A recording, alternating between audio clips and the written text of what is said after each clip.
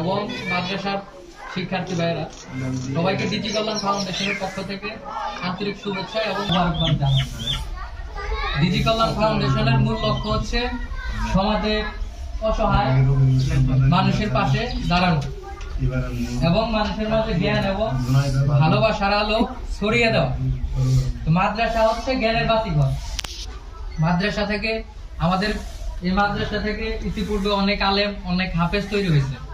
তো আমরা আশা করি এর পরবর্তীতেও যারা আলেম হচ্ছেন হাফেজ হচ্ছেন ইনশাল্লাহ দেশ এবং সমাজের কাজে নিয়োজিত থাকবেন, এটুকু আমরা আশা করি। এবং এই মহৎ পেশার সাথে আমাদের হুজুর যে জড়িয়ে আছে, আমরা আপনাদেরকে সাধুবাদ জানাই। আমাদের জন্য দোয়া করবেন, আমরাও আপনাদের জন্য দোয়া করি।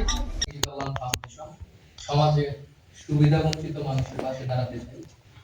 আমরা মানুষকে জ্ঞান এবং ভালোবাসার আলো মানুষের মাঝে ছড়াইয়া দিতে চাই।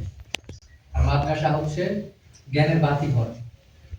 এই মাদ্রাসা থেকে অনেক আলেম অনেক হাফেজ তৈরি হয়েছে, আরো হবে ইনশাআল্লাহ। আমরা আশা করি তারা ভবিষ্যতে দেশ এবং মানুষের সেবায় নিয়োজিত থাকবে। ইতিপূর্বেও আমাদের ডিজি কল্যাণ ফাউন্ডেশনের পক্ষ থেকে অনেক উদ্যোগ গ্রহণ করা হয়েছে। তো মোটামুটি সবাই জানি, এই জায়গায় যারা আছি আপনাদের পাড়ার সবাই মোটামুটি জানে, আলম ভাই জানে সবাই টুকটাক। এখন যেটা হচ্ছে যে আমাদের ছোট্ট একটা প্রয়াস, একটা আয়োজন করা হয়েছে। দুইটা মাদ্রাসা আমাদের গ্রামে, দুইটা মাদ্রাসার শিক্ষার্থীদের জন্য হালকা একটু খাওয়া দাওয়ার আয়োজন করা হয়েছে।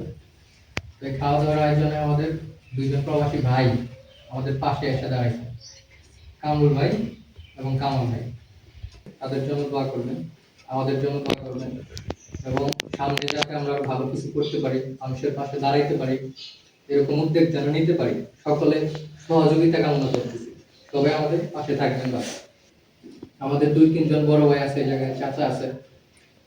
মানুষরা আমরা রমজান মাসে আমরা কিছু সামগ্রী বিতরণ করছি, এটা আপনাদের সবার অবগত আছে। তো সামনে রমজান মাসে আমরা এরকম কিছু একটা করবো।